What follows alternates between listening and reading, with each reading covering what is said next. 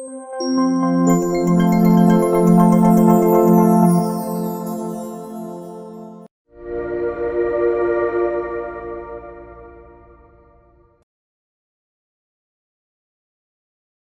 хүүхдүүдтэй энэ өдрийн мэндийг хүргэе. Монгол хэлний эсдийн ерөнхий шалгалтын гүйцэтгэл багтаа агуулгаас өгүүлбэрийн утгын харьцаа, хувиргал, өгүүлбэрийн гишүүдийг хэрхэн зөв тодорхойлох талаар ярина.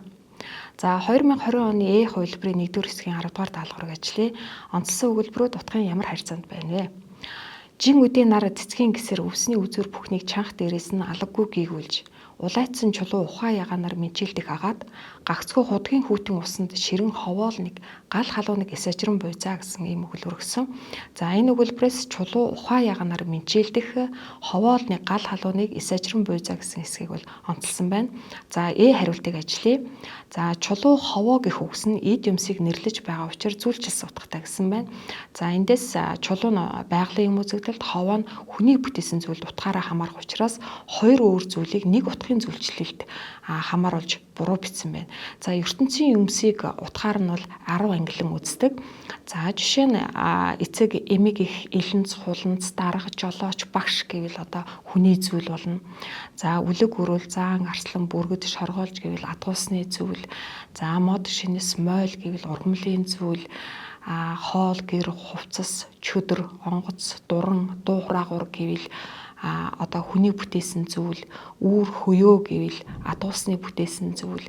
За уул ус, чулуу, мод, далай, тал, нар, сарууд, гариг гэвэл одоо заяамал зүйл, уур, омог, баяр баясал, сэрэл мэдрэмж, айц хүйдэс, үнэр, харц гэвэл мэдрэхүйн зүйл.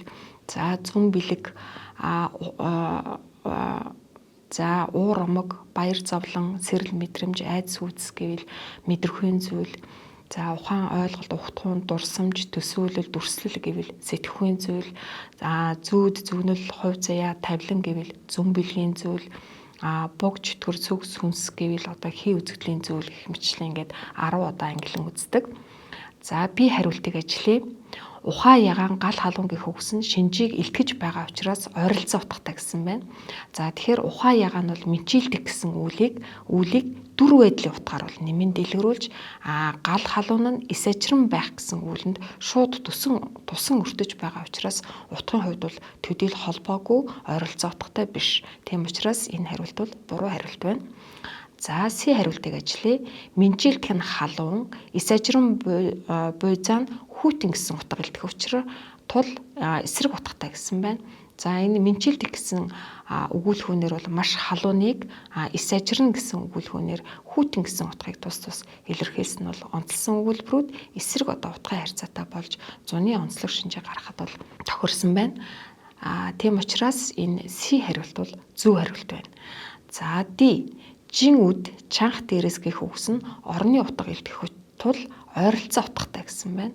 За энэ жин үд нь бол цагийн утга, чанх дээрээс нь бол орны утга гэсэн хоёр өөр утгыг илэрхийлж байна. За мөн одоо онцлог хэсэгт ороогүй учраас даалгаврын зорилгод бол хамааралгүй. За ийм учраас Д хариулт бол буруу хариулт байна. За И хариултыг ажлая. Цэцгийн гисэр өвсний үзүүр гэх үгс нь бүхлийн хэсэг утга тул төсөвт утгатай гэсэн байна. Тэгэхээр цэцгийн гисэр өвсний үзүүр хэмээх үгс нь бол бүхлийн хэсгийн утгатайч төсөвт утгыг бол илтгэхгүй байна. Тэгэхээр энэ даалгаврын зөв хариулт бол С хариулт байна. За тэгэхээр өгүүлбэрийн утгын харьцаа гэхээр бид ижилсэх харьцаанд нь бол ойролцоо утга, төсөвт утга, дооших харьцаанд нь бол эсрэг утга, зүйлчилсэн утгыг бол авч үздэг. За эдгээр утгын харьцаанаас бол ойролцоог, төсөвт үгийг бол жоохон хойлд солих, буйдлах асуудал бол нэлээд тохиолддог. За тэгэхээр ойролцоо үг гэдэг нь хэлбэр нь өөр, утга нь өөр байна. Жишээ нь энээх, мишээх, хөхрөх, хачин, сонин, чихтэй, өтлөх, хөгшрөх, өвгөрөх, насчих, зүнэх, хичээх, мэрээх, чармах гэвэл одоо ойролцоо утгатай үг болно.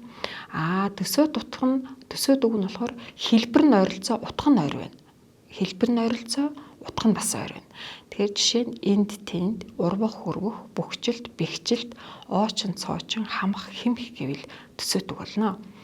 За дараа нь ойролцоо үг нь өгүүлбэрт нэг үгэнд захирагдан утгын нарийн ялгаа гаргадаг. За жишээ нь одоо гээх, хаях, орхих гэсэн ойролцоо үгс байна.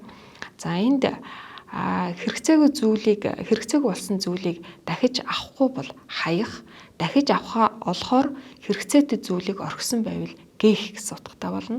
За үлдэж хоцроосон зүйл орхио утга бол тохирно. Гэтэл төсөөд үгсийн нэг нь нөгөөгөө хуутахыг бол наривчилж гаргадаггүй. За тэгвэл ойролцоог төсөөд үгээр үгийн адил тал нь юу вэ гэвэл хэлхийн цуваад бол нэг нь нөгөөгөөр нь бол солин найруулах боломжтой байна.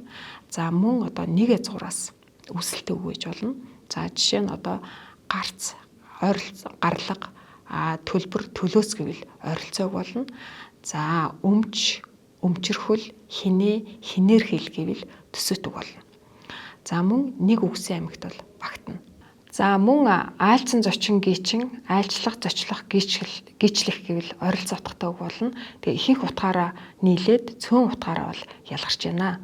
Өгүүлбэрийг утгын талаас нь бол ойролцоо ба төсөөт утга, эсрэг ба зүйлчилсэн утга гэж ялгана. Хэлбэрийн талаас бол тэгшлэх, эсдэгшлэх гэж ялган авч үздэг. За өгүүлбэрийг утгын харьцаа талаас нь бол ижилсэх харьцаанд нь ойролцоо утгатай, төсөөт утгатай, ондооших харьцаанд нь бол эсрэг утгатай, зүйлчилсэн утгатай гэж ялган авч үздэг. За хэлбэрийн хувьд бол тэгшлэх, эсдэгшлэх гэж ялган авч үзнэ. За утга хэлбэрийн хувьд бол энэ зэрэгцүүлснийг бол тэгшлэх найруулгатай буюу зэрэгд өгүүлбэр гэж авч үзнэ. За эндээс жишээг авч үзье. Муу хүн мундраараа сайн хүн эрдмээрэ гэсэн ийм өгүүлбэр байна. За энд бол цөм өгүүлбэр нь давтагдсан учраас энэ бол төсөөт өгүүлбэр болно. За муу, сайн, мундраараа эрдмээрэ гэж дэлгэрүүлэгч гэсүүд нь бол утгаараа эсрэгцсэн байна. За явсан хүн яс цуунд, хэвцэн хүн хээл алдна гэсэн өгүүлбэрийг авч үзье. За энэ өгүүлбэр нь бол хүн гэдэг нь өмнөх өгүүлбэрийн адил давтагдсан хэдий ч яг цөм өгүүлбэр нь бол яг адилхан давтагдаагүй учраас энэ бол төсөөт өгүүлбэр биш болно. За тэгээд явах, хэвтэх, яс цуух, хээл алдах гэдэг нь утгаараа эсрэгцэж байгаа учраас энэ бол эсрэг утгатай өгүүлбэр болно. За хорхоо мөрөөр 20 хонох, аалзны мөрөөр 10 хонох. За яахын хонох хонох үүлийн эзэн бол далд хоосноор илэрсэн байна.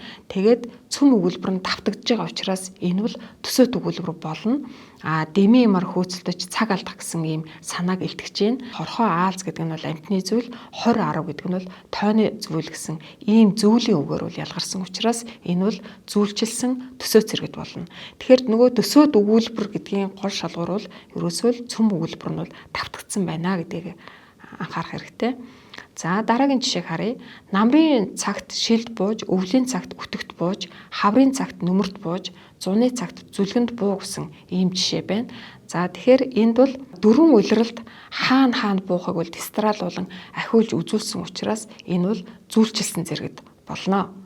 За нохоон дуу тэнгэр төрдөггүй, охтны дуу огторгоо төрдөггүй гэсэн ийм жишээ байна. Тэгэхээр дуу хүрдэггүй гэсэн энэ цөм өгүүлбэр нь бол давтагдж байгаа учраас энэ бол төсөөт өгүүлбэр болно. За тэгээд тэнгэр огторхуу гэдэг нь бол ойролцоо утгатай байна. Тэгээд ойролцоо утгатай төсөөт өгүүлбэр болж байна. За харахад царайгүй харчхаар үзэхэд үзэмжгүй үрчгэр гээд. Тэгэхээр энд бол харах, үзэх, царайгүй, үзэмжгүй гэдэг нь бол ойролцоо үг, харчхаар үрчгэр гэдэг нь бол төсөөт үг орсон байна. За 2023 оны хувилбарын 1-р хэсгийн 10-р даалгаврыг ажиллая. Чин сэтгэлтэй хүн гүн харцтай байдаг гэсэн өгүүлбэрийг тонгоргон хувиргасан альвэ гэж байна. За эндээс хариултыг ажиллая. Гүн харцтай хүн сэтгэлтэй байдаг гэд. За энд бол өгүүлбэрийг тонгоргосон байна. Гэхдээ нөгөө чин гэдэг үгийг хураасан.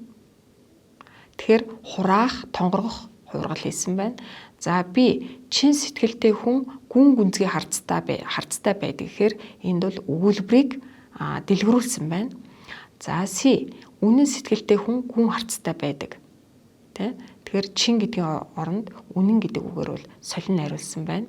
За D гүн харцтай хүн чин сэтгэлтэй байдаг гэдэг нь бол тонгорох хувиргалаар хувиргасан учраас энэ бол зөв хариулт нь байна. За хариултыг ажиллая. Гүн харцтай хүн үнэн ч сэтгэлтэй байдаг. Тэгэхээр энд бол өгүүлбэрийг тонгоргсон мөн одоо чин гэдгийг бол үнэнч гэдэг үгээр бол солин найруулсан байна. Өгүүлбэрийн хуургалыг бол дотор нь хураах, дэлгэрүүлэх, салаалах, тонгоргох гэж бол 4 ангилан авч үздэг. За эдгээр өгүүлбэрийн хуургалын аргуудаас бол салаалах, тонгорох хуургалыг бол дэлгэрүүлэн ярив. За салаалах хуургалын тухайд хүүрнэх өгүүлбэрийг асуух, анхааруулах, захирах өгүүлбэр болгох. За үүлийн хэв байдлын дагаврыг солин найруулах, нэрийн тяалгалын нөхцөлийг солин найруулах, үүлийн төгсгөх нөхцөлийг солин найруулах, за хилц бус нэгжийг хилц нэгзээр солих, нийлмэл өгүүлбэрүүдийн одоо холбох нөхцлүүдийг сольж найруулсан байвал энэ бол салаалах хуургал болно. За тонгоргох хуургалыг авч үзье. Өгүүлбэрийн гишүүдийн байрыг солих. За нийлмэл өгүүлбэрийн бүрэлдэхүүндх өгүүлбэрүүдийн байрыг солих, өгүүлбэрийн гишүүдийг тонгоргон эргүүлж найруулах гэдэг.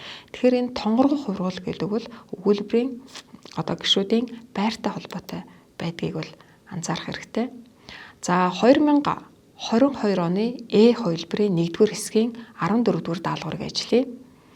За мөсөн доорн жирвэлзэн сэрэх урсгал хүүхдийн бойтгийн хонх шиг жингэнэн хоржигнно. За энэ өгүүлбэрт онцлсан гишүүний утга үүргийг тодорхойлно гэсэн ийм даалгавар байна. За мөсөн доорно гэдгийг бол онцлсан байна. За тэгэхээр энд ажиллахтаа бол одоо энэ онцлсан гишүүн бол хоошоо ямар үгтэй холбогдож байна гэдгийг бол эхлээд харна. За мөсөн доорно тэгэхээр хоошоо бол яах юм? Мөсөн доорно жирвэлзэн гэх үү? Мөсөн доорно сэрэх гэх үү? Мөсөн доорно урсгал гэх үү? Хоошоо нэр үгтэй холбогдож байна уу, үйл үгтэй холбогдож байна. Тэгэхээр хоошоо мөсөн доорно одоо мөсөн доорно сэрэх гэд хоошоо үйл үгтэй холбогдож байна тий. За холбогдож байгаа үгийг олсны дараа асуулт тавьж үзнэ. За хаана сэрэх юм гэхээр мөсөн доорно сэрэх гэд. Тэгэхээр хаана гэхээр бол яаж вэ? Нөгөө орны утга илтгэж байна. За одоо хариултын хувилбаруудыг харъя.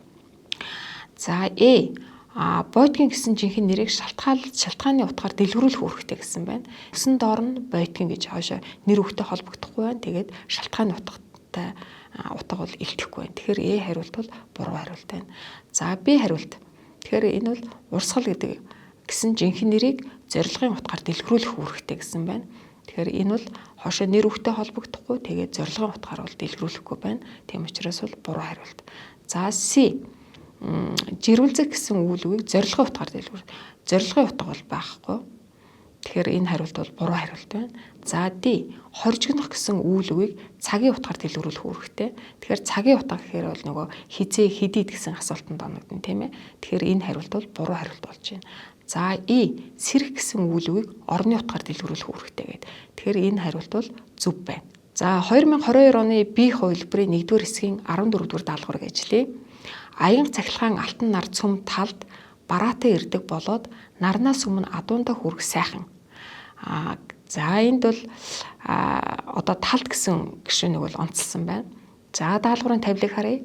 Өгүүлбэрт онцлсан гишүүний утга үүргийг тодорхойлно гэсэн ийм даалгавар байна. За талд гэдэг онцлсан гишүүнийг. Тэгэхээр энд бол хоошоо ямар үгтэй холбогдож байна уу, ямар утгаар дэлгэрүүлж байна гэдгийг бол энэ одоо даалгаврын хариултын хувилбаруудаар бол тавьсан байна. Тэгэхээр талд гэдэг үгийг бол задлж үзье. Тал гэдэг өг хөршгийн тайлгалын нөхцөл байна, тийм ээ. Тэгэхээр нэр үгийг нэр үгтэй холбодог одоо ганцхан тайлгал байдаг. Тэр нь бол харьяалахын тайлгал байна. За бусад тайлгал нь бол дандаа нэр үгийг үйл үгтэй холбодог. Тэгэхээр тал гэхээр өг хөршгийн тайлгалаар хэлбэрсэн учраас хоошоо үйл үгтэй холбогдно. За тэгэхээр энэ хариултын хувилбаруудаас бол болоод за хариултын хувилбаруудаас бол B аянга гэд нэр үг байна те. За сайхан гэд тэмдэг нэр байна. Тэгэхээр энэ бол B хариулт бол буруу хариулт болж байна. За тэгэхээр бол энэ өг хөршгийн тайлгалаар хэлбэрсэн учраас хоошоо үйл үгтэй холбогдно. Тэгэхээр A, C, D гэсэн гурван одоо хариултыг бол бид нэр эргэж нягтлж харна гэсэн үг.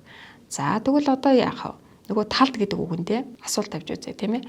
Тэгэхээр хоошоо ямар үгтэй холбогдож байна гэхээр талд ирдэг.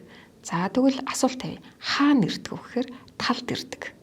Хаана бараатай ирдэг? Талд бараатай ирдэг гэд. Тэгэхээр хаана гэсэн асуултанд оногж байгаа учраас энэ үл яах нь орны утгаар дэлгэрүүлж байна. Тэгэхээр энэ хариултын хувилбаруудаас D буюу ирдэг гэсэн үйл үгийг орны утгаар дэлгэрүүлэх үүрэгтэй гэсэн энэ хариулт нь бол зөв хариулт болж байна. Үүл үг бол өгүүлбэрийн одоо гол амин сүнс үүл үгээр өгүүлбэр бүтэхгүй. За үүл үг нь тусах үүл үг байна уу? Эс тусах үүл үг байна уу гэдгээс хамаарат 3 бүрэлдэхүүнд цөм одоо 3 бүрэлдэхүүнд 2 бүрэлдэхүүнд цөм өгүүлбэрийг бүтээдэг. За тэгэхээр цөм өгүүлбэрийн бүрэлдэхүүнд бол үүлийн эзэн байна. Үүлийн эзэн бол нэрлэгийн тайлгалаар хэлбэржээд өгүүлбэрт өгүүлэгдэх гишүүн болно. За үүл үг нь бол өгүүлэх гишүүн болно. За үүлэнд өртөж байгаа юм нь цаахан тайлгалаар хэлбэрчээд шууд тусгадах гишүүн болно. Дэлгэрүүлэгч гишүүдийг бол гол дэлгэрүүлэгч, дэд дэлгэрүүлэгч, захын дэлгэрүүлэгч гэж 3 ангилан үздэг. За гол дэлгэрүүлэгч нь одоо харьяалах, үйлдэх, үг орших, гарах, хамтрах, чиглэлийн тайлгалтай жинхэнэ нэрээр хэлбэржинэ. За өгүүлбэрт шууд бас тусгадах гишүүн болно. За мөн одоо харьяалах тайлгалаар хэлбэрчээд энэ бол яг нөгөө харьяалахын тодтол гишүүн болно. За дэд дэлгэрүүлэгч байна. Дэд дэлгэрүүлэгч нь дуурах ба дүрслэх үг байна. Тооны нэр, тэмдэг нэрээр дэлгэрнэ. За өгүүлбэрт бол одоо хамтсан тодтол гишүүн болно. Захын дэлгэрүүлэгч байна. Орон цагийн нэр, за үйлдэх, үг орших, гарах, чиглэлийн тайлгалаар хэлбэрсэн жинхэнэ нэрээр бол дэлгэрнэ. Өгүүлбэрт байц гишүүн болно. За тэгэхээр энд бол шууд бас тусгадах байц гишүүн хоёр бол хэлцэн хэлбэрчлэлтээр бол адилхан байгаа. Тэгэхээр шууд бас тусгадах болох уу, байц гишүүн болох уу гэдгийг бол нэгтэлж харна. Тэгэхээр өгүүлбэрийн гишүүнийг одоо зөв тогтооход бол тий алгал чухал үүрэгтэй.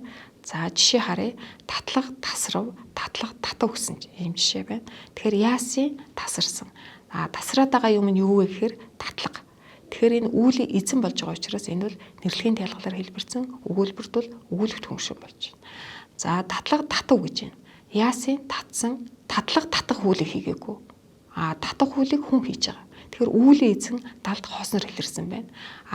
Үүлийн эзний одоо татах хуулинд өртөж байгаа юм нь бол юу юм? Татлага. Тэгэхээр юуг татсан гэхээр татлагыг татсан гэдэг. Тэгэхээр энэ бол заахан тайлгалын тэг хувилбараар хэлбэрсэн. Тийм учраас өгүүлбэрт бол шууд тусгадах гишүүн болно. За тийм учраас дандаа яг одоо өгүүлбэрийн гишүүнийг тодорхойлохдоо хошоо ямар үгтэй холбогдож, нэр үгтэй холбогдож бол тодгол гишүүн болно. Үүл үгтэй холбогдож бол одоо шууд тусгадах, шууд бас тусгадах, байц, өгүүлэгдэх гишүүний аль нь вэ гэдгийг бол эргэж нэгтэлж харна гэсэн үг. Өгүүлбэрийн гишүүдээс байц шууд бас тусгадах хоёрт гадаад хэлбэр асуултаар нь ялгаж болмооргүй юм завсрын шинжүүд бол бий. За жишээ нь бат дорж руу харлаа гэсэн өгүүлбэрийн дорж руу гэснийг бол хаашаа харсныг нь бол онцолж чиглэх орны асуулт оногдвол энэ бол байц гишүүн болно. Хин рүү гэдгийг нь одоо онцолж асуувал шууд бас тусгадах болох жишээтэй.